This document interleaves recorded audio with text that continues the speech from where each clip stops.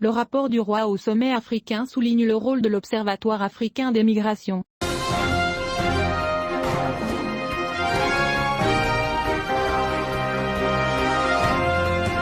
Le rapport du roi Mohamed VI sur le suivi de l'activation de l'Observatoire africain des migrations au Maroc, qui a été présenté ce dimanche lors de la 35e session du sommet de l'Union africaine, qui se tient actuellement à Addis Abeba, a affirmé que cet observatoire émerge de notre vision sur migration en Afrique. Le rapport présenté par Nassé Bourita, ministre des Affaires étrangères, de la coopération africaine et des Marocains résidant à l'étranger, aujourd'hui dimanche, lors de ce sommet, indique qu'il s'agit de l'une des deux principales propositions contenues dans l'agenda migratoire africain présenté par le roi à l'occasion du 30e sommet des chefs d'État et de gouvernement de l'Union africaine en janvier 2018. Dans ce rapport, le roi a déclaré « Notre proposition a fait son chemin institutionnel au sein de l'Union africaine. L'Observatoire africain des migrations a été créé en tant que nouvel organe de l'Union africaine par la Révolution 695 lors du 31e sommet des chefs d'État et de gouvernement de la Union africaine tenu à Nouakchott les 1er et 2 juillet 2018.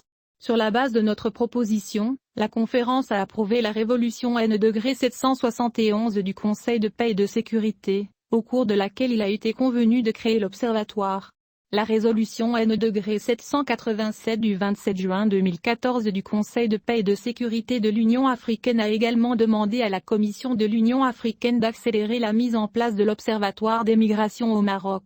Le roi a ajouté que le Royaume du Maroc, pour sa part, n'a ménagé aucun effort pour créer les conditions nécessaires à l'activation de l'Observatoire. Ainsi, en marge de la conférence intergouvernementale pour l'adoption du Pacte mondial pour des migrations sûres, ordonnée et régulière, le gouvernement du Royaume du Maroc et l'Union africaine ont signé le 10 décembre 2018, à Marrakech, l'accord de siège relatif à l'installation du siège de l'Observatoire africain des migrations. L'accord de siège a défini le cadre juridique sur la base duquel l'Observatoire a été créé, ainsi que ses fonctions et activités à organiser au Royaume du Maroc.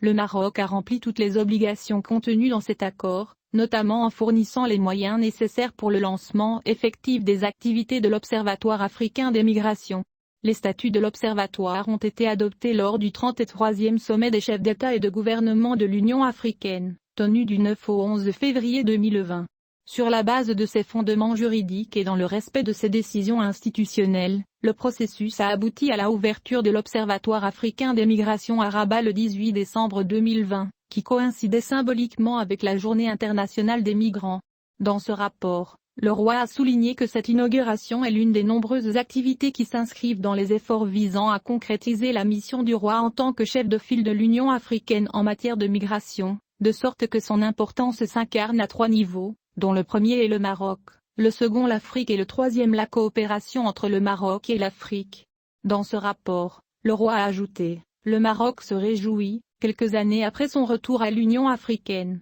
d'abriter le siège d'une institution affiliée à l'Union africaine, d'autant plus qu'elle est spécialisée dans un dossier d'une grande importance pour notre continent africain. Il a conclu que, comme nous l'avons déjà mentionné lors du 28e sommet de l'Union africaine, une fois que le Royaume du Maroc retrouvera effectivement sa place au sein de l'Union, et commencera à contribuer à la réalisation de son agenda, ses efforts se concentreront sur la réunification et le pousser vers l'avant. Le rapport du roi Mohamed VI a souligné que cet observatoire est véritablement une institution affiliée à l'Union africaine et remplit la triple fonction d'absorption, d'anticipation et de mise en œuvre. Le rapport souligne que les activités de l'observatoire, de nature technique et pratique, permettront de produire une connaissance approfondie du phénomène migratoire et de créer un récit africain sur la migration, ainsi que de fournir les informations nécessaires à la formulation de politiques cohérentes et efficaces en matière de migration. Le rapport ajoute, l'ouverture de l'Observatoire permettra à l'Afrique de disposer d'un outil de base pour répondre à une question de nature structurelle, que ce soit en termes de connaissance du phénomène, en termes de conception de ses propres politiques migratoires, ou en termes de développement capacité de coordination entre les pays africains.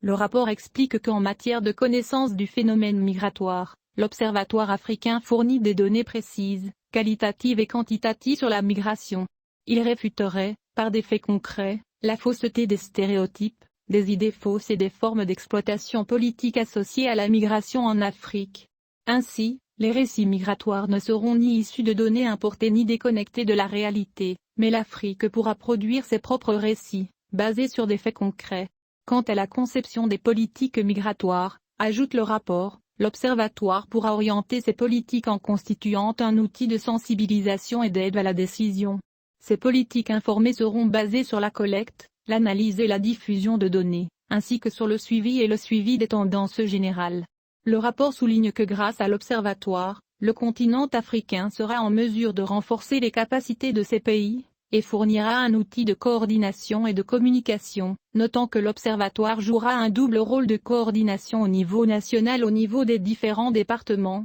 et au niveau continental entre les différents groupements économiques régionaux. Outre la mise en synergie des efforts et l'assemblage d'autres initiatives liées à la migration, l'Observatoire contribuera à faciliter le dialogue et l'interaction entre les experts dans le but de promouvoir l'adoption de concepts et d'outils unifiés au niveau international.